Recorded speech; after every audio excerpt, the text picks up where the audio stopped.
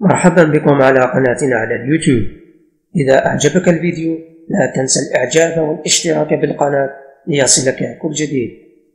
يبدو أن أنصار النادي الأكثر تتويجا في الجزائر لم يتأثروا ببرودة الطقس والأمطار الغزيرة التي كانت تتهاطل على ملعب العباس خلال مباراة فريقهم أمام الاتحاد المحلي، بدليل أن برد بالعباس زاد في حماس الأنصار الكناري الذين فاجأوا كل الحاضرين بطريقة تشجيع فريقهم من المدرجات حين نزعوا أقمصتهم أمام دهشة الجميع، وراحوا يغنون ويرددون أغاني شبيبة القبائل ويعبرون عن مساندتهم لأبناء جرجرة بطريقتهم الخاصة.